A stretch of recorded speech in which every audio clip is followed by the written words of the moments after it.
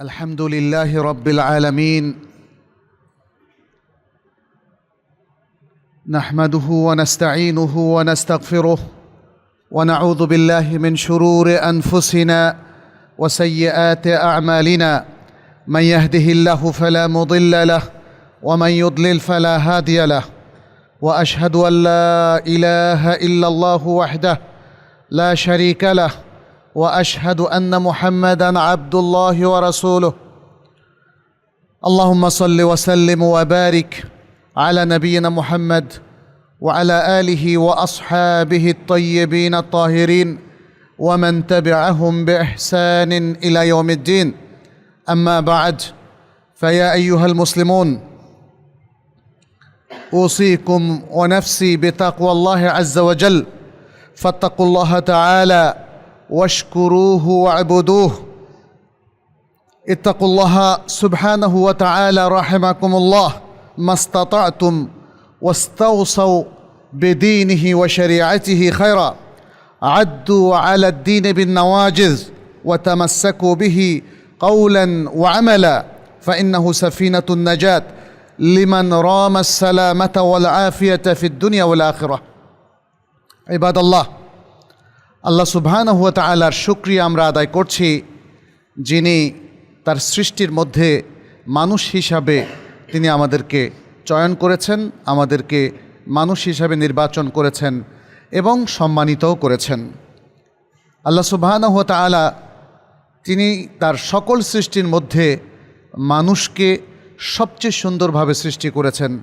সেই ঘোষণাটা তিনি আল কোরআনের সূরাতুত তিনের মধ্যে এভাবে দিয়েছেন, লাকাদ খলাকনাল ইনসানা ফি আহসানি তাকওয়িম। নিশ্চয়ই আমরা মানুষকে সবচেয়ে সুন্দর অবয়বে সৃষ্টি করেছি এবং সত্যিই তাই।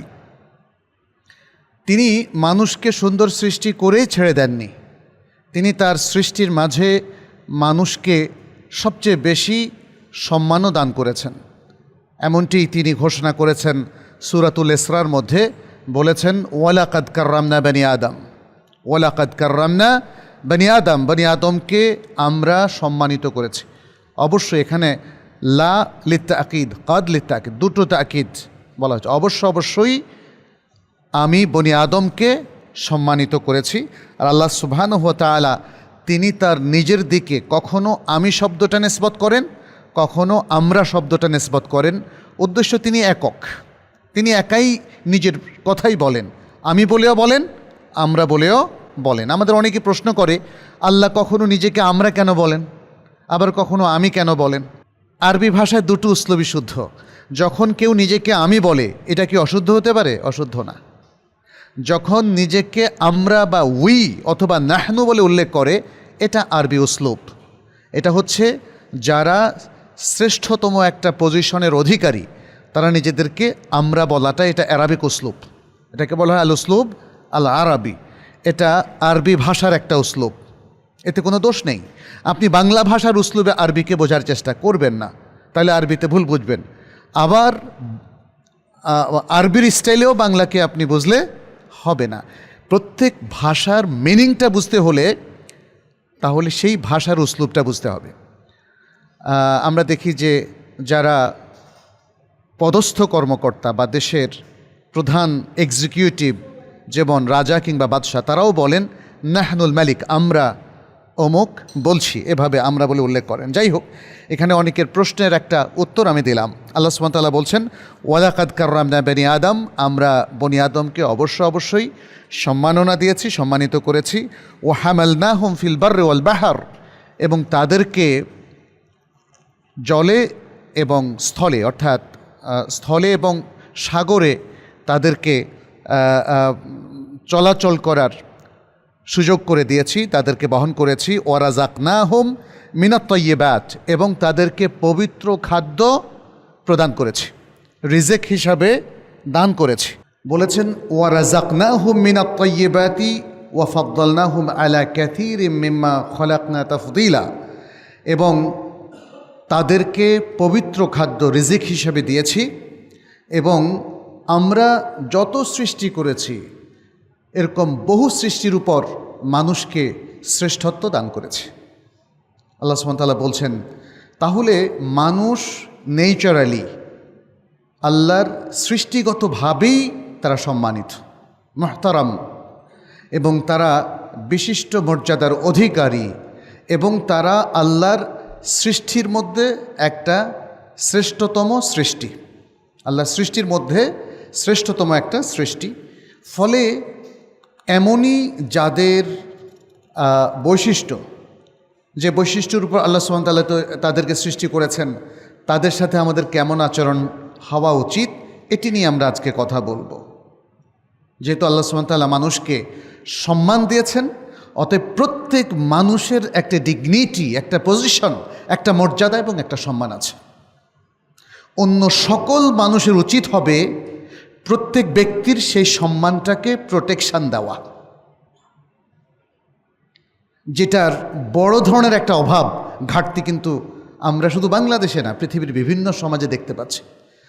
মানুষ রেগে গেলে তার অবস্থানের কথা ভুলে যায়, তখন সে অন্য মানুষের উপর চড়াও হয়, তখন সে কখনো গালিগালাজ করে, কখনো কারো উপর আঘাত করে, কখনো কাউকে আহত করে, কখনো কাউকে নিহত করে।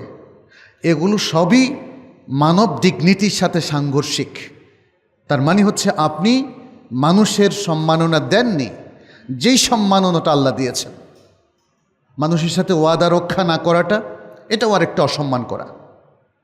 মানুষের ঋণ পরিশোধ না করা, এটাও আরেকটা অসম্মান করা। সামর্থ্য থাকা সত্ত্বেও যারা টালবাহানা করে, মুআমালাকে সুন্দর করে না, মানুষের প্রাপ্য অধিকার তাকে দেয় না, এটা মানুষকে অসম্মান করা। আপনি যদি কারোর সাথে মিথ্যা কথা বললেন, তাকে অসম্মান করলেন। আপনি যদি কাউকে ঠকালেন, প্রতারিত করলেন, তাকে অসম্মান করলেন।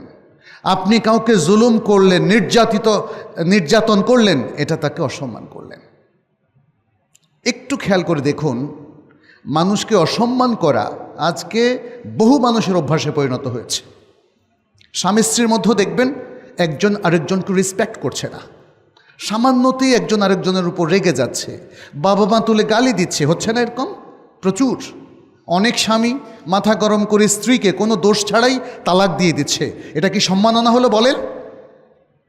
আবার অনেক স্ত্রী সামান্য কথায় রেগে গিয়ে স্বামীর অবাধ্য হয়ে বাপের বাড়ি চলে যাচ্ছে।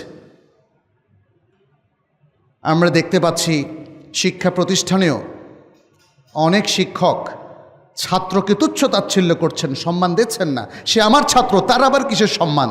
এরকম অনেকের আচরণ আছে। তার চেয়ে ভয়াবহ আচরণ অনেক সময় আমরা শিক্ষার্থীদের কাছ থেকে পাই। কি? শিক্ষকদের যথাযথ সম্মান না করা, শিক্ষকদের উপর ডোমিনেট করা, শিক্ষকদেরকে কোনো ডিসিশন মেক করতে বাধ্য করা। আমরা বাংলাদেশে দেখেছি এমনকি ভিসি প্রভিসি লেভেলে পর্যন্ত শিক্ষার্থীরা তাদেরকে বাধ্য করছেন। এটা কি সম্মাননা হলো বলেন? এই অরাজকতা কিন্তু তৈরি হয়ে গেছে যেহেতু আমরা আল্লাহ সুবহানাহু ওয়া তাআলার নির্দেশকে হৃদয়ঙ্গম পড়ছি না। খেয়াল করে দেখুন, এখানে আপনারা যারা সায়েন্স, আর্টস, হিউম্যানিটিস ফ্যাকাল্টিতে পড়ছেন, ইসলামিক সায়েন্স না বা ইসলামিক স্টাডিজ না, তাদের কিন্তু এগুলো একদমই পড়ানো হয় না। কারণ আমাদের মুসলিম সন্তানরা শিখবে কোত্থেকে বলেন? আল্লাহ যে এত বড় সম্মাননা দিয়েছেন পৃথিবীর সকল মানুষকে, হোক সে মুসলিম অথবা অমুসলিম, সেই কনসেপ্টটাই তো আমরা পেলাম না, নাকি? ফলে কালচার কিন্তু পরিবর্তন হয়ে যাচ্ছে। খেয়াল করে দেখেন, এতক্ষণ যে কথাগুলো বললাম, এটা হলো আমাদের এখন একটা পরিবর্তিত কালচার, যেখানে সম্মানের জায়গাটা খুবই সংকীর্ণ, যেখানে অসম্মানটাই হয়ে গেছে প্রধান বৈশিষ্ট্য। খেয়াল করে দেখেন না, বাসে উঠেন, দেখবেন যে কন্ট্রাক্টরও আপনি একজন ইউনিভার্সিটির প্রফেসর, ওই কন্ট্রাক্টরও আপনার সাথে খুব দুর্ব্যবহার করছে। কিছু টাকা টুকা নিয়ে কত ছাত্রকে ওরা ফেলে দিল, আমি পড়েছি অনেকবার পত্রিকায়। অনেক ছাত্রকে তারা ধাক্কা দিয়ে ফেলে দিয়েছে, তার মধ্যে অনেকে মারা গিয়েছে। সম্মানজনক আচরণ ভুলে গিয়েছি আমরা। বাজারে কারোর সাথে গা লাগলে, হাত লাগলে দেখবেন যে সে তেলে বেগুনে চলে ওঠে, আর যদি পায়ের উপরে পা পড়ে তাহলে তো কথাই নাই। সুবহানাল্লাহ। আপনি যখন কোনো কিছু কিনতে যাবেন, অনেক সময় মৌলাতেও ভয় লাগে, ভাই কি হইল, কিনলেন না কে? মানে খুবই বিশ্রী ভাষায়, একটু শুদ্ধ ভাষায় বলুক, অসুবিধা নাই। মানে অসম্মান করাটা এটা চূড়ান্ত পর্যায়ে পৌঁছে গেছে, কারণ আমাদের শিক্ষা দীক্ষায় ত্রুটি দেখা দিয়েছে। আমরা কোরআনের সাথে রিলেট করতে পারছি না। আমরা যখন হায়ার এডুকেশন নিতে যাই, পুরোই জেনারেল এডুকেশন নিচ্ছি, সেখানে মরালিটির কোনো জায়গা থাকে না। এথিক্সটা আমরা ভুলে যাচ্ছি। আমরা যারা মুসলিম, তাদের এথিক্সটা বের হয় কোত্থেকে? কোরআন এবং সুন্নাহ থেকে। অতএব কোনো মুসলিম যদি তার হায়ার এডুকেশনে গিয়ে কোরআন এবং সুন্নাহ থেকে ডিটাচ হয়, কারণ ওই সময় সে নিজেকে ম্যাচিউরড বলে মনে করে। ছেলেরা মেয়েরা তারা একটা আলাদা লাইফ লিড করে এই সময়ে এসে। তাদের যে পবিত্র জীবনটা এর আগ পর্যন্ত ছিল, সেটা ধীরে ধীরে কলুষিত হতে থাকে শিক্ষা প্রতিষ্ঠানগুলোতে। আমরা লক্ষ্য করলাম, কারণ তাদেরকে এই মরালিটি শিক্ষা দেওয়া হয় না। বরং অনেক সময় শিক্ষাটা এরকম দেওয়া হয় যে তোমরা ছেলেমেয়েরা একসাথে ফ্রি ফ্র্যাঙ্ক হয়ে চলাফেরা করো, যেটা তাদেরকে আরও উস্কে দেওয়া হয় এবং তাদেরকে আরও অবৈধ সম্পর্ক বা প্রণয়ের দিকে ঠেলে দেওয়া হয়। ফলে মানুষ আসলে ধীরে ধীরে একটা অসম্মানজনক জায়গায় চলে যায়। আপনি দেখেন, এই ব্যাড রিলেশনগুলোও এবং ম্যারিটাল রিলেশনের বাইরে কোনো রিলেশন মেনটেন করাটাও কিন্তু আপনাকে অসম্মানের দিকে উদ্বুদ্ধ করে। কিছুকাল পরে তারা ডিটাচ হয়ে যায়, এর মধ্যে হয়তো একে অপরের লাইফের বিরাট একটা অংশ নষ্ট করে ফেলেছে। হচ্ছে না এরকম? অসম্মানটা কি, এটা আমাদেরকে আসলে চিহ্নিত করতে হবে। অসম্মান কি শুধু একটা গালি দেওয়া? না, এসব কিছু আমাদের মুআমালাতের মধ্যে রেসপেক্ট না থাকাটাই হচ্ছে অসম্মান, মনে রাখতে হবে। এবং আপনি কারোর সাথে অসৌজন্যমূলক ব্যবহার করা, অন্যায় আচরণ করা, এটা হলো অসম্মান, এটা বুঝতে হবে, তাই না? কারণ সম্মান যাকে আপনি করবেন তার সাথে অন্যায় করতে পারেন না, তার সাথে অসদাচরণ করতে পারেন না, তার সাথে অভদ্র ব্যবহার করতে পারেন না, তার কোনো অধিকার আপনি ক্ষুণ্ণ করতে পারেন না। আল্লাহ যখন বললেন লাকাদ কাররামনা বানি আদম, তখন তিনি এটাই মিন করেছেন। এবং এই জন্যে আপনারা খেয়াল করবেন, ইসলাম পৃথিবীর সকল মানুষের অধিকারকে নিশ্চিত করেছে, because it is part of respectfulness. এটা সম্মানের পার্ট। যদি কারো অধিকার ক্ষুণ্ণ করা হয়, তখন তাকে আসলে সম্মান করা হয় না। রাসূলুল্লাহ সাল্লাল্লাহু আলাইহি সাল্লাম তার সারাটা জীবনে, এমনকি নবুয়তের আগে আর নবুয়তের পরে তো বটেই, তার পুরো বায়োগ্রাফি চষে বেড়ালেও আপনারা দেখতে পাবেন না তিনি কাউকে অসম্মান করেছেন। আমরা কিছু উদাহরণ আজকে এখানে পেশ করব ইনশাআল্লাহ। আর আল কোরআনে আল্লাহ সুবহানাহু ওয়া তাআলা আমাদেরকে যেই নলেজটা দিয়েছেন, সেই নলেজের সাথে একটা তারবিয়ত, এডুকেশনও আছে। মনে রাখবেন, ইসলামের নলেজটা সবসময় এডুকেশন বেসড। কি এডুকেশন? Practical education. ইসলাম কোনোদিন থিওরি মাথায় রাখার জন্য দেয় না।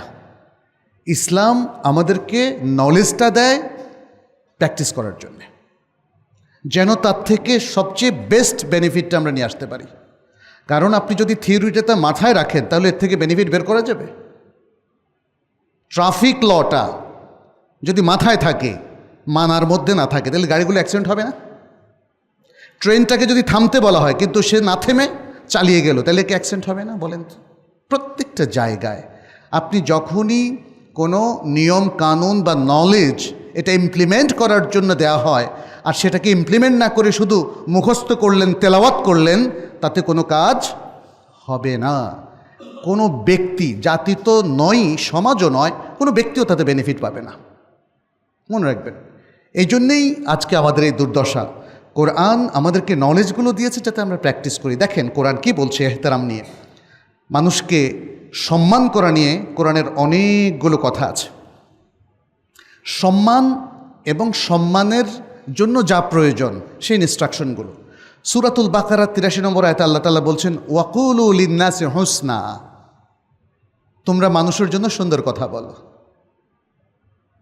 সুন্দর কথা কি এটা সবাই জানে, তাই না? যে কথা আমাদের মন জোড়ায়, যে কথা আমি আপনার কাছে এক্সপেক্ট করি, যে কথা একজন ভদ্র মানুষের কাছে, একজন শিক্ষিত মানুষের কাছে, একজন সচেতন মানুষের কাছে যেটা আমি আশা করি, সেটাই সুন্দর, সেটাই সুন্দর। আচ্ছা, এরপরে সূরাতুল ইসরার ৫৩ নম্বরে আল্লাহ তাআলা বলছেন, ওয়াকুল্লি ইবাদি ইয়াকুলু ওয়াকুল্লি ইবাদি ইয়াকুলু আল্লাতী হিয়া আহসান। আর হে রাসূল, আপনি বলে দেন আমার বান্দাদেরকে, আপনি আমার বান্দাদেরকে বলে দেন তারা যেন সেটাই বলে যেটা সবচেয়ে শ্রেষ্ঠ, যেটা সবচেয়ে সুন্দর। সুবহানাল্লাহ। এই আয়াতগুলো হয়তো আপনারা অনেকেই পড়েছেন, কিন্তু আয়াতগুলোর মিনিং জানা না থাকার কারণে ইনস্ট্রাকশনটা আমাদের মিস হয়ে গেছে।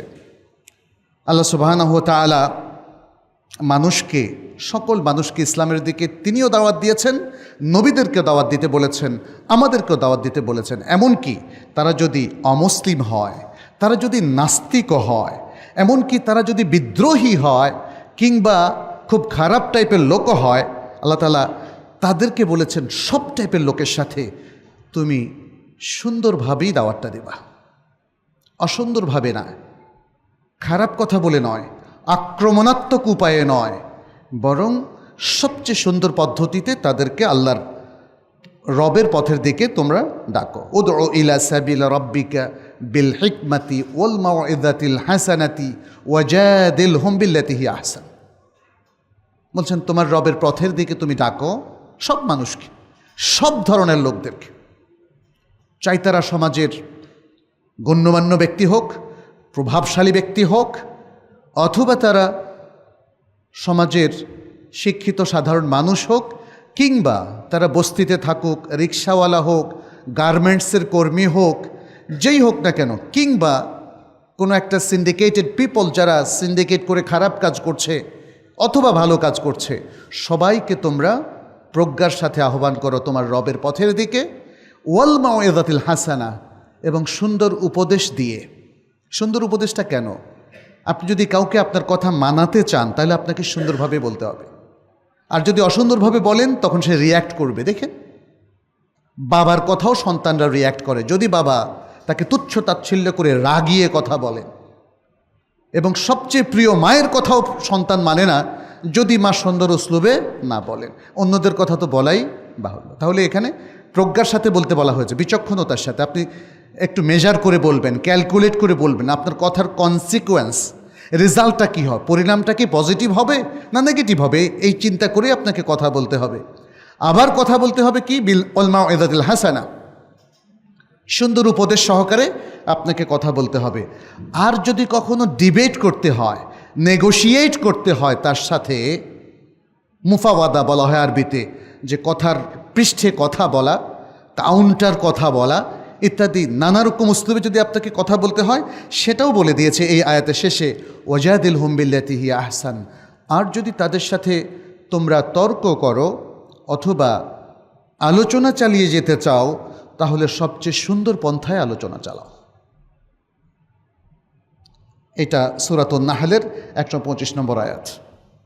এরপরে দেখেন আল্লাহ সুবহানাহু ওয়া তাআলা, তিনি তো আহলুল কিতাব যারা ইয়াহুদ এবং নাসারা, তাদের যে দুষ্কৃতিগুলো আছে সেটা তিনি কোরআনে উল্লেখ করে দিয়েছেন। তারা যে কুফরি কাজগুলো করেছে সেটাও তিনি উল্লেখ করে দিয়েছেন। তারা যে দুর্বৃত্তপনা করেছে ওভার দ্য ইয়ার্স, সেই বহু আগ থেকে, সেটাও আল্লাহ তাআলা ফাঁস করে দিয়েছেন আল কোরআনে। এমনকি তারা যে আল্লাহর কিতাব, যেটা আল্লাহ তাআলা নাজিল করেছেন, সেগুলোর বাক্য, সেগুলোর নাস এবং ভাষ্য পরিবর্তন করে দিয়েছে, সেটাও আল্লাহ তাআলা কোরআনে বলে দিয়েছেন।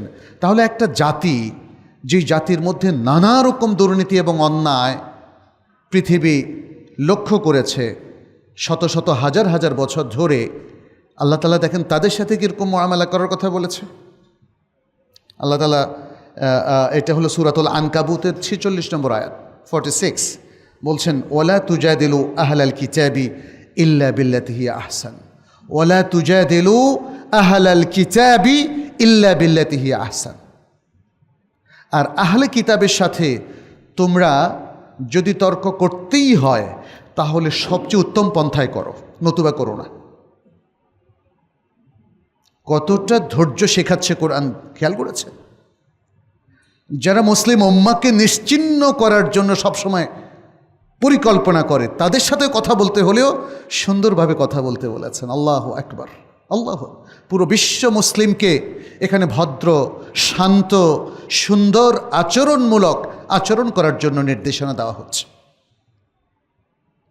যারা মুসলিম উম্মার সাথে শত্রুতা করছে তাদের সাথেও সুন্দর আচরণ করা, তাদের রেসপেক্ট রক্ষা করে কথা বলার কথা বলা হচ্ছে যাতে করে তারা বুঝে যে মুসলিম একটা সভ্য জাতি, ভদ্র জাতি, যারা কখনোই অভদ্র আচরণ করে না।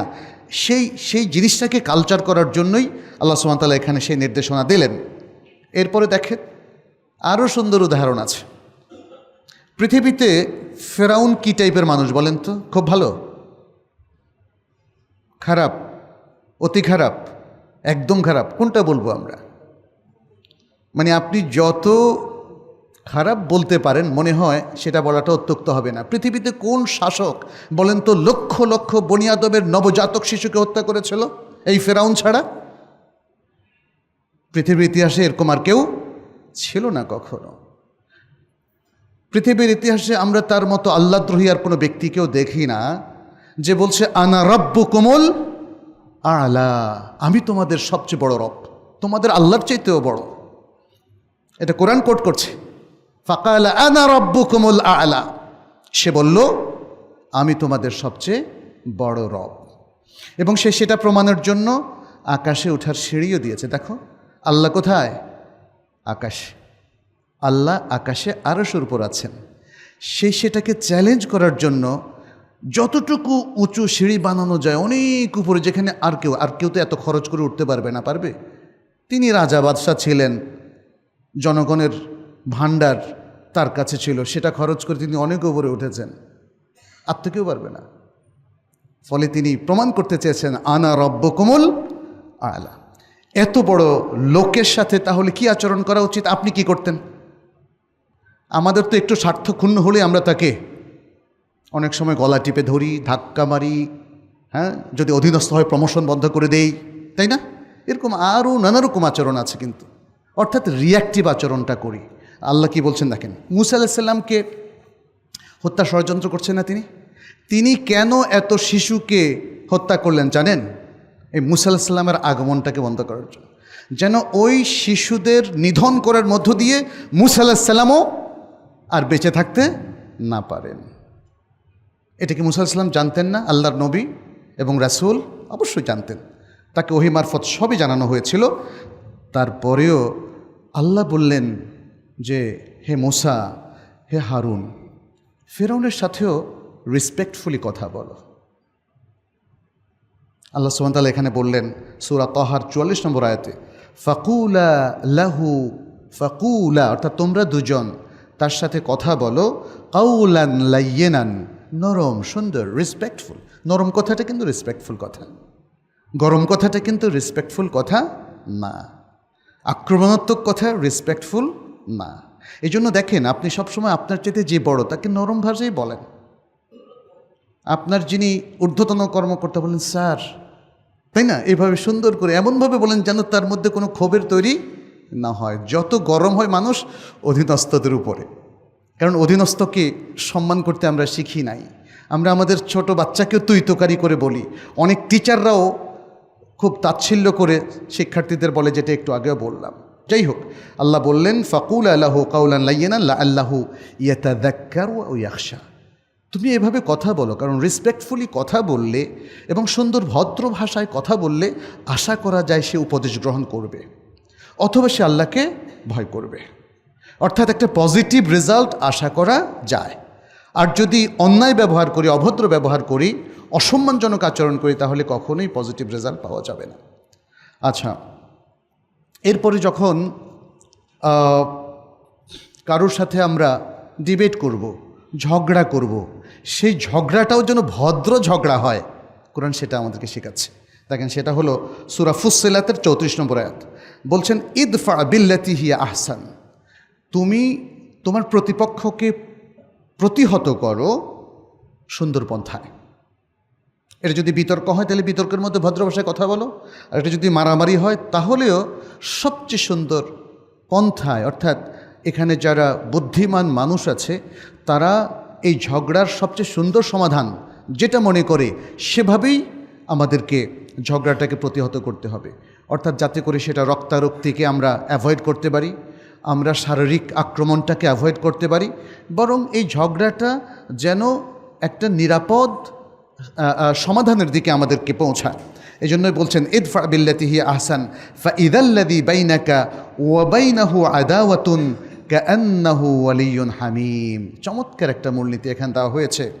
বলা হচ্ছে যদি তুমি সবচেয়ে সুন্দর পন্থায় প্রতিহত করাও তোমার প্রতিপক্ষকে, তাহলে তোমার এবং তার মধ্যে যে শত্রুতা আছে সেই শত্রুটা চলে গিয়ে একে অপরের বজম ফ্রেন্ড, খুব আন্তরিক বন্ধুতে পরিণত হবে। সুবহানাল্লাহ, চমৎকার না এটা? তাহলে ইসলাম দেখেন সবসময় পজিটিভ চিন্তা করেছে। ইসলাম বলেনি যে শত্রুতাকে জিইয়ে রাখো, বরং প্রতিপক্ষকে স্থায়ী শত্রুতে পরিণত না করে তাকে আন্তরিক বন্ধুতে পরিণত করাটা হচ্ছে ইসলামের উসলুব, এবং সেটাই ইসলাম আমাদের কাছে এভাবে পেশ করেছে। সুতরাং এভাবেই আমরা লক্ষ্য করছি অসংখ্য কোরআনের আয়াত আমাদেরকে নির্দেশনা দিচ্ছে, আমাদেরকে উদ্বুদ্ধ করছে, আমাদের মধ্যে একটা সুন্দর কালচার ইনকালকেট করছে, তৈরি করছে, যাতে করে ধীরে ধীরে আমরা এভাবেই গড়ে উঠি। আমাদের লোকগুলো, মুসলিমরা, তরুণরা এভাবেই গড়ে ওঠে এবং আমাদের সমাজে এটা একটা চমৎকার কালচারে পরিণত হয়। তাহলে একটা সমাজ সুন্দর হবে। মনে রাখবেন, আমরা বারবার কালচারের কথা বলছি, কালচারটা একদিনে গড়ে ওঠে না। আপনি চাইলে একদিনে ভালো মানুষ হতে পারবেন না। সমাজ আপনাকে যদি ভুল পথে পরিচালিত করে এবং সেটাকে আপনি যদি আত্মস্থ করেন, তাহলে আবার সঠিক দিশায় ফিরে আসাটা অনেক টাইমের ব্যাপার। আর যদি দ্রুততম সময়ে সত্যের দিকে, সুন্দরের দিকে, পজিটিভ আচরণের দিকে ফিরে আসতে হয়, তাহলে সকলে মিলে জ্ঞানমুখী হতে হবে। একটাই উপায়, সকলে মিলে জ্ঞানমুখী হতে হবে। রাসূল সাল্লাল্লাহু আলাইহি সাল্লাম তিনি ওহীপ্রাপ্ত হওয়ার পর থেকে এই প্রায় 23 বছরের চেষ্টায় একটা জাতিকে চেঞ্জ করে ফেললেন। আমরা কিন্তু এত সহজে পারবো না, কারণ ওহিটা আমাদের উপর নাজিল হচ্ছে না। রাসূল সাল্লাল্লাহু আলাইহি সাল্লামকে আল্লাহ তাআলা সেই বারাকা দিয়েছেন, তৌফিক দিয়েছেন, কিন্তু তিনি দেখার বিষয়, যে জন্য এটাকে কোট করছি, তিনি এত অল্প সময়ে মানে কোন কারণে সফল হয়েছিলেন। পুরো সমাজের প্রাক্তন বা প্রিভিয়াস যে ভুল কালচারটা ছিল, লাগালাগি, মারামারি, হানাহানি, ঘৃণা, বিদ্বেষ, একে অপরকে দেখলে মেরে ফেলা, কন্যাদেরকে বা নারীদেরকে নির্যাতন করা ইত্যাদি, এসব কিছু তিনি মাত্র 2 দশকের মধ্যে ঠিক করে ফেললেন। সেটা হচ্ছে ইলম এবং নলেজের শক্তি নিয়ে। ওহির অন্য কথা আমরা বলতে পারি যে ওহিটা তিনি প্রাপ্ত হয়েছেন, সেটাকে পুরো সমাজের মানুষের কাছে ছড়িয়ে দিতে পেরেছেন, তাদেরকে শেখাতে পেরেছেন এবং তাদেরকে এডুকেট করতে পেরেছিলেন। সেই ওহিটাকে তারা একদম সিরিয়াসলি নিয়েছিল, নিজেদের জীবনে বাস্তবায়ন করেছে। সাহাবাদের তো অবস্থা এই ছিল যে রাসূল সাল্লাল্লাহু আলাইহি সাল্লামের কাছ থেকে যখনই কোনো ওহির ভাষ্য তারা পেতেন, সেটাকে আত্মস্থ করতেন, মুখস্থ করতেন এবং সেটাকে আমলে রূপান্তরিত করতেন। তারপরে সেকেন্ড আরেকটা আয়াত এবং ভাষ্যের কাছে তারা যেতেন। তাহলে কতটা সিরিয়াস ছিলেন দেখেন তো। ঠিক ওই সিরিয়াস মেধাবী ছাত্রের মতো যে শিক্ষকের কাছ থেকে পুরো নলেজটাকে আত্মস্থ করে, ও তো ক্লাসে ফার্স্ট হবে, ওকে কেউ ঠেকাতে পারবে না। তার মানে হচ্ছে একটা ক্লাসের 1 নাম্বার স্টুডেন্টে সে পরিণত হবে। ঠিক সাহাবায়ে কেরামকেও আমরা দেখি রাসূল সাল্লাল্লাহু আলাইহি ওয়াসাল্লামের যুগে তাদের প্রত্যেকেই ক্লাসের ফার্স্ট বয়ের মতো ছিলেন, সিরিয়াস ছিলেন।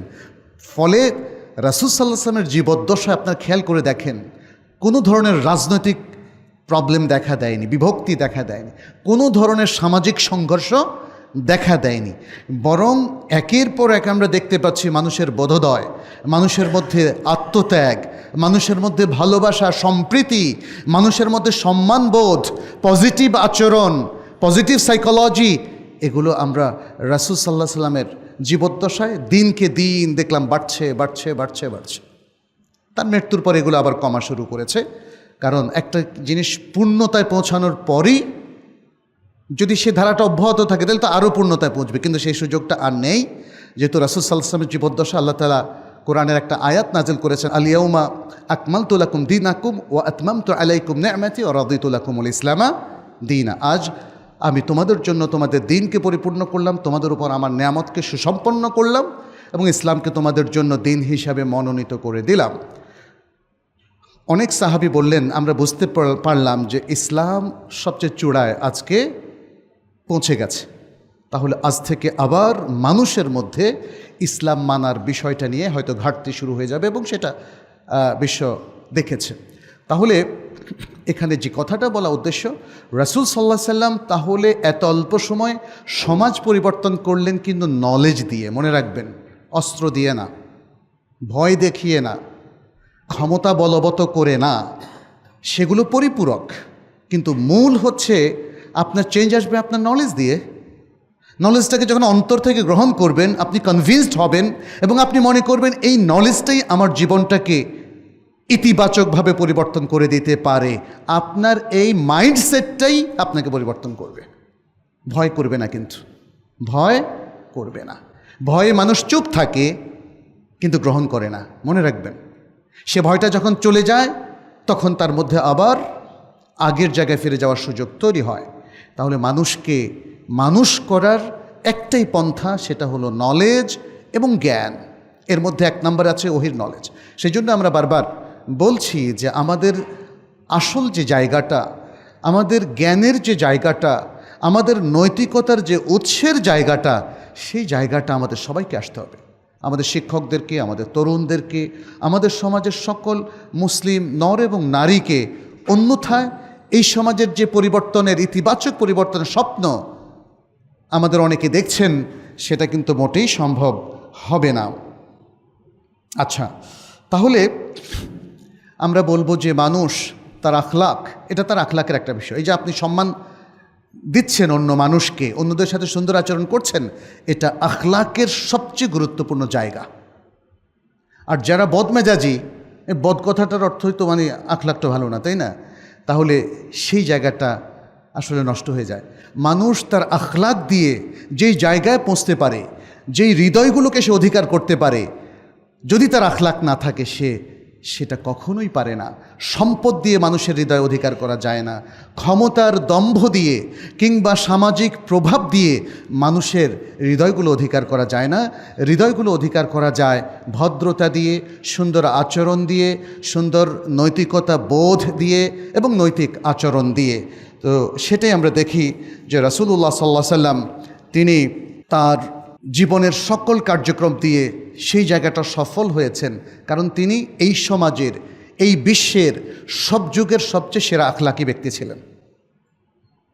আল্লাহ সুবহানাহু ওয়া তাআলা তাকে সার্টিফিকেট দিয়েছেন, আমাদের কাউকে কিন্তু ইন্ডিভিজুয়ালি দেন নাই। ইন্নাকা লাআলা খুলুকিন আযীম। আল্লাহ যে বলছেন যে নিশ্চয়ই তুমি সবচেয়ে উত্তম চরিত্রের উপর অধিষ্ঠিত আছে, কাকে বলেছিলেন? নবী সাল্লাল্লাহু আলাইহি সাল্লামকে। আর আমরা এখান থেকে প্রেরণা পাই যে he is the role model. রাসূল সাল্লাল্লাহু আলাইহি সাল্লাম আমাদের রোল মডেল। কিন্তু আমরা কি আমাদের তরুণদেরকে, তরুণীদেরকে, শিক্ষার্থীদেরকে শেখাতে পেরেছি যে তোমাদের সবার রোল মডেল, এক নম্বর রোল মডেল হচ্ছে রাসূলুল্লাহ সাল্লাল্লাহু আলাইহি সাল্লাম? এই জায়গাটায় শেখানো বাকি রয়ে গেছে আমাদের। যে কোনো তরুণকে, আজকের আধুনিক তরুণকে জিজ্ঞেস করেন, দেখবেন যে তার তালিকার মধ্যেই রাসূল সাল্লাল্লাহু আলাইহি সাল্লাম নাই। ইন্না লিল্লাহি ওয়া ইন্না ইলাইহি রাজিউন। তার তালিকার মধ্যে, অনেকের তালিকার মধ্যে আপনি দেখবেন মেধাবী ছাত্রদের যখন সাক্ষাৎকার পত্রিকায় প্রকাশ পায়, অনেকের আছে আলহামদুলিল্লাহ, আবার অধিকাংশেরই নাই, তার তালিকার মধ্যে সাহাবাদের নামও নাই। তাহলে আপনি বলেন প্রজন্মের একটা অংশ মিসগাইডেড হয়ে যাচ্ছে। সেই জায়গাটা আমাদের কি করা উচিত? আমরা দেখি যে রাসূল সাল্লাল্লাহু আলাইহি সাল্লাম তিনি আখলাক দিয়ে এই সমাজের সবচেয়ে প্রভাবশালী ব্যক্তিতে পরিণত হয়েছে, তরবারি দিয়ে নয়। আল্লাহ সুবহানাহু ওয়া তাআলা সে কথাটাও কোরআনে কোট করেছেন। সূরা আল ইমরানের 159 নম্বর আয়াত বলছেন, ফাবিমা রাহমাতিম মিনাল্লাহি লিনতা লাহুম। আল্লাহর রহমত, আল্লাহর মার্সি পেয়ে আপনি মানুষের প্রতি নরম এবং সদয় হয়েছে। ওয়ালাউ কুনতা ফাযযান গালিযাল কলবি লানফাদ্দু মিন হাওলিক। আর যদি তুমি কঠোরভাষী, রূঢ় হৃদয় সম্পন্ন, কঠিন হৃদয় সম্পন্ন যদি তুমি হতে, তাহলে চারপাশের মানুষ চলে যেত তোমার কাছ থেকে, যে এই লোক রাগী, এর সাথে থাকা যাবে না, খালি ভয় দেখায় অথবা হুমকি দেয়। বুঝতে পেরেছেন? খুব অল্প সময় তার কাছ থেকে সরে যেত। এই জন্য সকল নবীদেরকে আমরা দেখি যে এইভাবে তারা আচরণ করেছেন। এমনকি রাসূলুল্লাহ সাল্লাল্লাহু আলাইহি সাল্লামকে আল্লাহ এই নির্দেশও দিয়েছেন, দেখো মুমিনদের প্রতি সদয় হও। বলেছেন ওয়াকফিদ জানাহাকা লিল মুমিনিন, সূরাতুল হিজরের 88 নম্বর আয়াত। আর মুমিনদের জন্য তোমার পাখনাকে বেছিয়ে দাও, অর্থাৎ তাদের জন্য সদয় হও, তাদের প্রতি সদয় আচরণ করো, অর্থাৎ সম্মানজনক আচরণ করো। আমরা দেখি রাসূল সাল্লাল্লাহু আলাইহি ওয়াসাল্লাম জীবনভর বহু জায়গায় সম্মানজনক আচরণ করেছেন। বিখ্যাত সব ঘটনা। একবার এক গ্রামীণ মানুষ, তখনকার গ্রামীণ মানুষ আসলে আদতে অজ্ঞ ছিল, আচরণেও অজ্ঞ আর জ্ঞানে তো অজ্ঞ আছেই। গ্রাম থেকে এসে একজন বয়স্ক মানুষ যদি দাঁড়িয়ে মসজিদে প্রস্রাব করে দেয়, কেমন লাগে বলেন তো? তাই না? আমার মনে হয় আমাদের দেশে এমন কোনো গ্রামীণ মানুষ এখন পাওয়া যাবে না যে মসজিদে ঢুকে এই কাজটা করবে। বাট রাসূল সাল্লাল্লাহু আলাইহি ওয়াসাল্লামের যুগে এই কাজটা যখন হয়েছিল, আপনাদের সামনে হলে কি করতেন? সবাই ঝাঁপিয়ে পড়তেন, তাই না? এটা নিজেকে কন্ট্রোল করা যায় না অনেক সময়। সাহাবাদের এমনটা হয়েছিল, তারা ওই লোকটাকে ধমক দেওয়া শুরু করে, এই কী করছো তোমাকে, এই ধরো বা এরকম একটা কিছু। তখন রাসূল সাল্লাল্লাহু আলাইহি ওয়াসাল্লাম সবাইকে বললেন, শান্ত হও, ক্ষান্ত হও, তাকে প্রস্রাব শেষ করতে দাও। এমনকি তাকে বসিয়ে দাও এটাও বলেননি, প্রস্রাব শেষ করতে দাও। এটা আরেকটা জিনিস দেখেন, কোনো ব্যক্তির মাঝপথে তাকে বাধা দেওয়াটা এটা সায়েন্টিফিক না, সেটাও বোঝা গেল।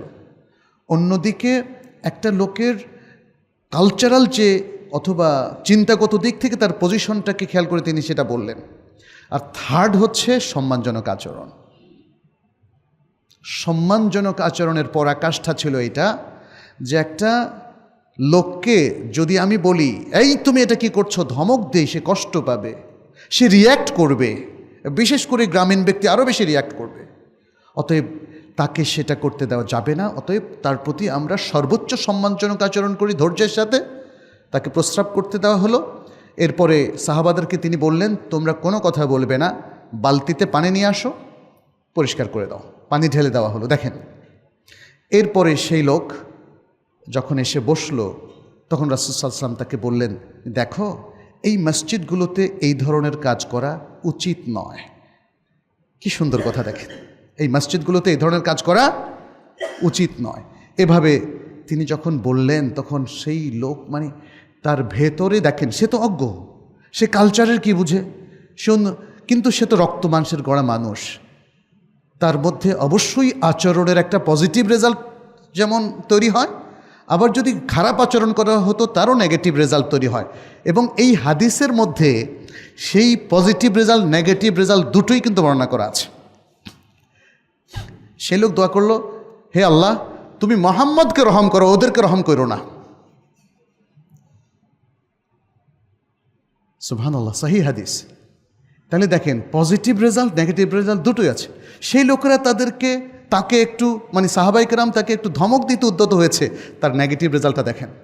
আর রাসূল সাল্লাল্লাহু আলাইহি ওয়াসাল্লামের আচরণ পুরোটাই তাকে পজিটিভ করে দিয়েছে। সুবহানাল্লাহ, সুবহানাল্লাহ। এটা একটা ঘটনা। আরেকটা ঘটনা, আবু মাসউদ আল বদরি রাদিয়াল্লাহু তাআলা আনহু, তিনি একবার তার এক কৃতদাসকে প্রচণ্ড মারলেন। দেখেন রাসূল সাল্লাল্লাহু আলাইহি ওয়াসাল্লাম তার কথোপকথনটা কত সুন্দর। তখন রাসূল সাল্লাল্লাহু আলাইহি ওয়াসাল্লাম তাকে দূর থেকে ডাকলেন, তাকে স্মরণ করিয়ে দিলেন, তোমার কুদরত আর আল্লাহর কুদরত একটু কম্পেয়ার করো। তুমি যখন একে এতটা প্রহার করলে, আল্লাহর কুদরতের কথা কি তোমার মনে আছে?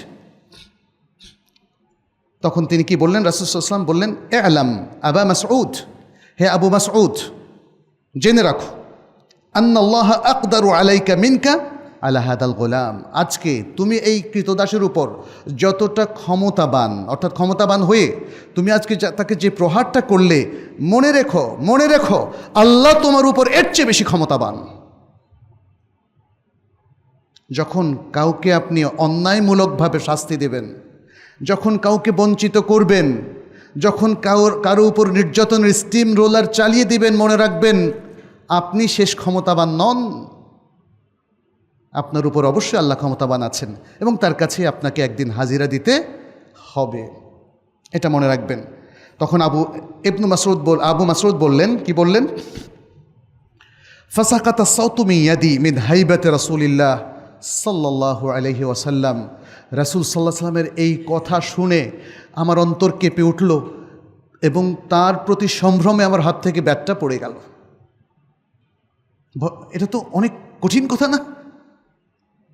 তোমার উপর আল্লাহ আরও বেশি ক্ষমতাবান। এবং সাথে সাথে তিনি বললেন, হুয়া হররুন ইয়া রাসূলুল্লাহ, হে রাসূলুল্লাহ, এই দাসকে আমি মুক্ত করে দিলাম। দেখেন রাসূল সাল্লাল্লাহু আলাইহি ওয়াসাল্লামের বুদ্ধিবৃত্তিক বিচক্ষণ একটা ভাষ্য। তিনি বলতে পারেন, এই তুমি করো কি, যেটা আমরা সাধারণত বলি। তিনি সেটা বলেননি। তিনি তাকে আসল কথাটা স্মরণ করে দিলেন খুবই বুদ্ধিপূর্ণ উপায়ে। এভাবেই কিন্তু আমরা অনেক কাজ যদি সমাজে করি, আমাদের বুদ্ধি, আমাদের জ্ঞানকে, আমাদের প্রজ্ঞাকে কাজে লাগিয়ে, তাহলে সমাজে অনেক প্রবলেম থেকে বেঁচে যায় এবং তার একটা ইতিবাচক রেজাল্টও পায়। তখন রাসূলুল্লাহ সাল্লাল্লাহু আলাইহি ওয়াসাল্লাম বললেন, আমা লাউলাম তাফআল লালাফাহাত কান্নার। এটা মুসলিমের হাদিস, সহিহ মুসলিমের হাদিস।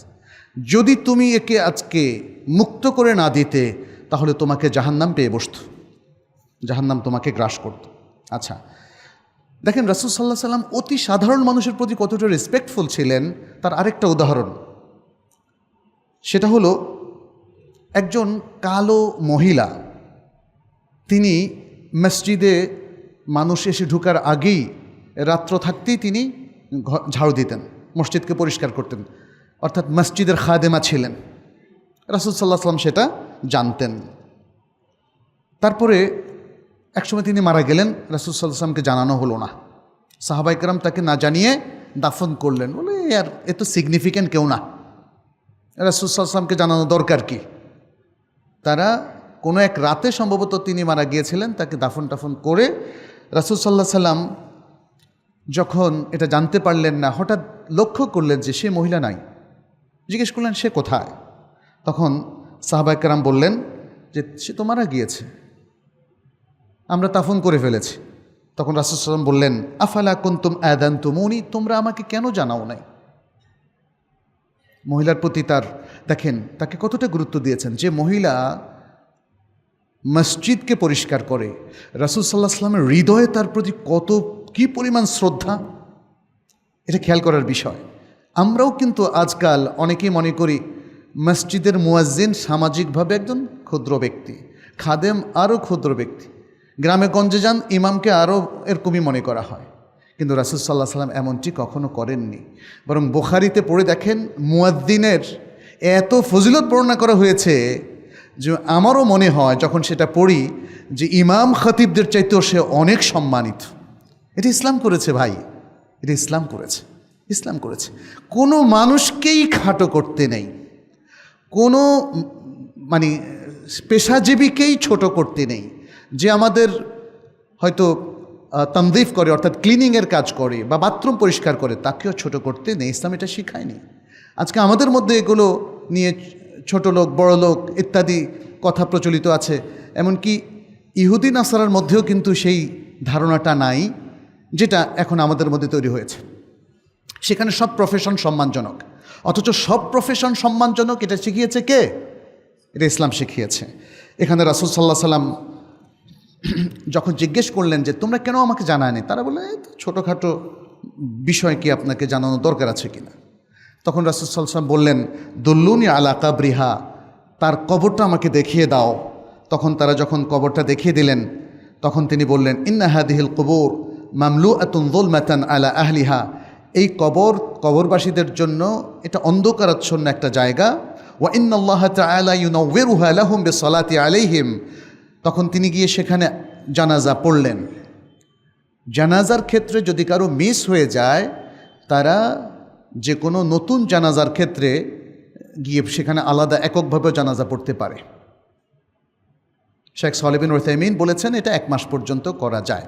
যাই হোক, রাসূল সাল্লাল্লাহু আলাইহি ওয়াসাল্লাম এখানে বললেন যে আমি যখন তাদের উপর জানাজার সালাতটা পড়ব, তাহলে আল্লাহ তাআলা কবরকে আলোকিত করে দিবেন। এটা সহিহ বুখারীর হাদিস। তাহলে একজন মসজিদের খাদেমার প্রতি তার এই সম্মানজনক আচরণ। আরেকটা আচরণ দেখেন, আনাস ইবনে মালিক রাদিয়াল্লাহু তাআলা, তার নাম তো আপনারা শুনেছেন। তিনি বিখ্যাত ছিলেন একটা কারণ তিনি ছিলেন খাদেম রাসূলিল্লাহ সাল্লাল্লাহু আলাইহি ওয়াসাল্লাম, রাসূল সাল্লাল্লাহু আলাইহি ওয়াসাল্লামের খাদেম, যিনি 10 বছর ধরে রাসূল সাল্লাল্লাহু আলাইহি ওয়াসাল্লামকে মোলাজামাত করেছিলেন, তার সাথে ছিলেন। তিনি বললেন, খাদিমতু রাসূলুল্লাহ সাল্লাল্লাহু আলাইহি ওয়াসাল্লাম 10 সিনিন, আমি 10 বছর রাসূল সাল্লাল্লাহু আলাইহি ওয়াসাল্লামের খেদমত করেছি। ওয়াল্লাহি মা ক্বালা লি কাত্তু উফিন ওয়ালা ক্বালা লি শাইউন ফাআলতুহু লিমা ফাআলতা। আমি 10 বছর পর্যন্ত রাসূল সাল্লাল্লাহু আলাইহি ওয়াসাল্লাম খেদমত করার পরে তিনি কোনোদিন কোনো কাজের জন্য আমাকে উফ শব্দটা একবারও বলেননি। আর আমি যে কাজটা করেছি সে কাজটার জন্য কোনোদিন আমাকে বলেননি এটা কেন করলা। আর যেটা করি নাই সে কাজটার জন্য কোনোদিন বলেন নাই যে এটা কেন করো নাই। তাহলে এটা কেন করলা, এটা কেন করো নাই, এ ধরনের কথাও বলেন নাই। আবার উফ তোমার জন্য আর পারলাম না, এই ধরনের কোনো কথাও তিনি কখনো বলেন। কি সম্মানজনক আচরণ খাদেমদের সাথে, সুবহানাল্লাহ। রাসূল সাল্লাল্লাহু আলাইহি ওয়াসাল্লাম পুরো জীবনভর এমনটাই ছিলেন। আচ্ছা, আরেকটা হাদিস একটু বলি। দেখেন, সম্মানজনক আচরণের মধ্যে একটা হচ্ছে আমাদের এই সমাজের সকল মানুষের পাশে দাঁড়ানো। কারণ এই মানুষগুলো হয় পুরুষ অথবা নারী, এরা হয়তো আমাদের ভাই অথবা বোন, অনেকে আমাদের মুরব্বী বয়সীও থাকতে পারেন, অনেকে আমাদের সন্তান বয়সীও থাকতে পারেন। তাহলে মানুষ হিসাবে এদের প্রত্যেকের প্রতি সহায়ক ভূমিকা পালন করা, তাদের পাশে দাঁড়ানো, তাদের বেদনা দূর করা, তাদের অভাব দূর করা, অসুস্থ হলে তাদেরকে শুশ্রূষা করা, তাদের যত হাজাত আছে সে হাজাতকে পূরণ করা, এটা হচ্ছে সম্মানজনক আচরণ। এবং সে কথাটাই রাসূল সাল্লাল্লাহু আলাইহি সাল্লাম আমাদেরকে জানালেন যে এটাই আমাদের করা উচিত। আর এটা করলে যে আপনি ভদ্র মানুষ হিসাবে পরিচিত হবেন ব্যাস না, এটার সাথে সাথে আপনার বিশাল রিওয়ার্ড আছে, রিমুনারেশন আছে। সেটা রাসূল সাল্লাল্লাহু আলাইহি সাল্লাম একটা হাদিসে এভাবে বললেন, বুখারী মুসলিমের হাদিস। বলছেন, মান কানা ফি হাজাতি আখিহি কানা আল্লাহু ফি হাজাতিহি। যে ব্যক্তি তার কোনো ভাই, ভাই বলতে ভাই বোন সমস্ত মানুষকে বোঝানো হয়েছে, সে তার কোনো ভাইয়ের হাজাত পূরণে যদি সে দাঁড়িয়ে যায়, সে কাজ করে, তাহলে আল্লাহ তার হাজাত পূরণের মধ্যে থাকবেন। ওয়ামান ফাররাজা আন মুসলিমিন কুরবাতান ফাররাজাল্লাহু আনহু বিহা কুরবাতান মিন কুরাবি ইয়াউমিল কিয়ামা। আর যে ব্যক্তি কোনো মুসলিমের কোনো বিপদ দূর করে, তাহলে আল্লাহ তাআলা কিয়ামতের ভয়াবহ বিপদগুলো থেকে বিপদ তার থেকে দূর করে দিবেন। সুবহানাল্লাহ। ওয়ামান সাতারা মুসলিমান সাতারাহুল্লাহু ইয়াউমাল কিয়ামা। আর যে ব্যক্তি কোনো মুসলিমের দোষ ত্রুটি গোপন করে, আল্লাহ তাআলা তার দোষ ত্রুটিও কিয়ামতের দিন গোপন রাখবেন। আপনি কারো দোষ যদি বর্ণনা করেন, সম্মান দিলেন না অসম্মান করলেন। কোনো জরুরি প্রয়োজন ছাড়া কারো দোষ বর্ণনা করা যাবে না, তাহলে তাকে সম্মান দিলেন। তাহলে আল্লাহ আপনার দোষ, তখন তো এত অল্প মানুষ থাকবে না, হাসরের মাঠে পৃথিবীর সব মানুষ থাকবে না, সে আদি থেকে অন্ত পর্যন্ত সব মানুষের সামনে আপনাকে যদি আপনার দোষগুলো প্রকাশ করে দেওয়া হয়, সম্মান হবে না অসম্মান হবে। যদি আজকে পৃথিবীতে আপনি অন্যকে সম্মান দেন, অন্যর দোষ গোপন রাখেন, তাহলে আল্লাহ তাআলা সেদিন আপনাকে সেই সম্মানটা দেবেন।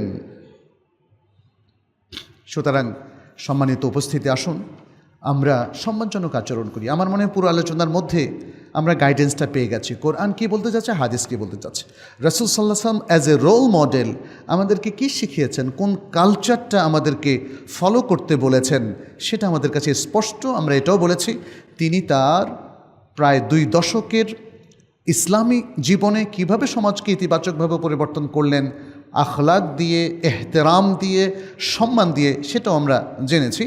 অতএব আসুন এটা আমরা এখন থেকে চর্চা করি। সারা পৃথিবীর সব মানুষ যাই হোক না কেন, আমি নিজেকে ঠিক করি, নিজেকে গঠন করি, নিজেকে আচরণের দিক থেকে সবচেয়ে ভদ্র এবং সবচেয়ে সুন্দর মানুষে পরিণত করি, তাহলেই কোরআনকে সত্যিকারের ফলো করা হবে। কোরআনকে বাসায় শুধু তেলাওয়াত করে তাকে রেখে দিলে আসলে কোরআনকে মানা হবে না। আসুন আমরা কোরআন এবং তার যে অর্থ সুন্নাহ দুটোকেই ফলো করি, তাহলেই সত্যিকারের পথ আমরা পেয়ে যাব। আল্লাহর কাছে কামনা বাক্যে সে দোয়া করি, তিনি আমাদের সবাইকে তৌফিক দান করুন। আকুলু কাউলি হাদা ওয়া আস্তাগফিরুল্লাহ লি ওয়া লাকুম ওয়া লিসাইরিল মুসলিমিন ফাস্তাগফিরুহু ইন্নাহু হুয়াল গাফুরুর রাহিম।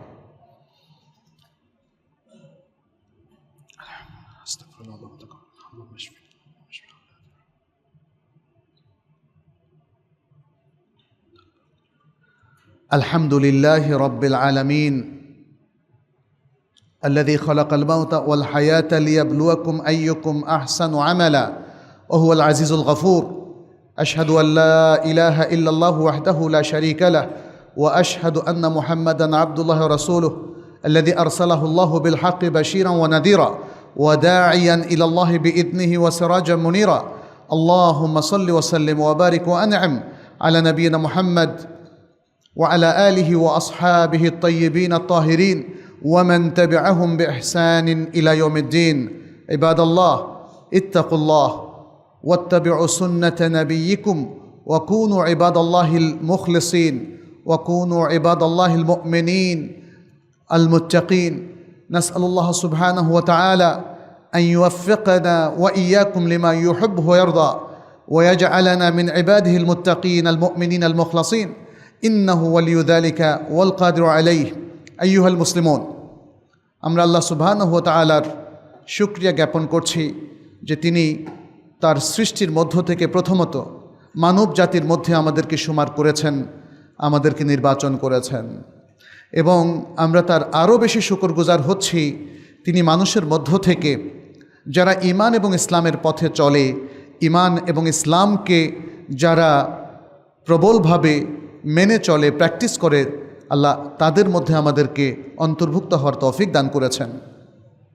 আমরা দোয়া করি আল্লাহ যেন আমাদেরকে সিরিয়াসলি দিন পালন করার তৌফিক দান করেন, পরিশুদ্ধ ঈমান বহন করার তৌফিক দান করেন, আমাদের আকীদা ও চিন্তা চেতনাকে পরিশুদ্ধ করে দেন, আমাদের ইবাদতকে রাসূলুল্লাহ সাল্লাল্লাহু আলাইহি সাল্লামের ইবাদতের আদলে পরিপালন করার তৌফিক দান করেন এবং মানুষ হিসাবে আমরা যেন অত্যন্ত সুন্দর, আখলাক, নৈতিকতা সমৃদ্ধ এবং সততাপূর্ণ একটা জীবনযাপন করতে পারি। আল্লাহ যেন আমাদেরকে সে তৌফিক দান করেন।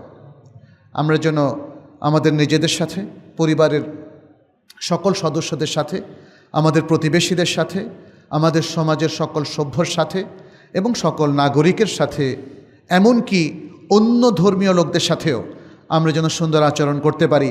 আমরা আল্লাহর কাছে সে তৌফিক কামনা করছি। সেই বিচক্ষণতা এবং প্রজ্ঞা আল্লাহর কাছে আমরা কামনা করছি, তিনি যেন সেই প্রজ্ঞা, সেই জ্ঞান এবং সেই বিচক্ষণতা দেন, যা দিয়ে আমরা আমাদের আচরণকে সংযত রাখতে পারি, আমরা আমাদের ভদ্রতা ধরে রাখতে পারি, আমরা আমাদের সুন্দর জীবন আমরা যাপন করতে পারি। এটা আল্লাহর পক্ষ থেকে তৌফিক। আসুন সবসময় আল্লাহর কাছে আমরা সেই জন্য দোয়া করি এবং নিজেরাও চেষ্টা করি এমনই একটি সুন্দর জীবন যাপন করার জন্যে। আল্লাহ আমাদের সকলকে তৌফিক দান করুন। আমাদের যাদের হাজত রয়েছে আল্লাহ সে হাজতকে পূরণ করুন। যারা অসুস্থ রয়েছেন আল্লাহ তাদের অসুস্থতা দূর করে দিন, তাদেরকে পূর্ণ আরোগ্য দান করুন। আল্লাহ যেন আমাদের সকলের উপর রহমত এবং বরকত নাজিল করেন। আমাদের সহায় সম্পত্তি, আমাদের সন্তান সন্ততি, আমাদের আত্মীয় স্বজন, আমাদের দেশ, আমাদের খাদ্যদ্রব্য সব কিছুর মধ্যে আল্লাহ যেন বারাকা দেন। আল্লাহ যেন তার গজব এবং তার যে কোনো ধরনের বঞ্চিত করার যত উপকরণ আছে সেগুলো যেন আমাদের থেকে উঠিয়ে নেন।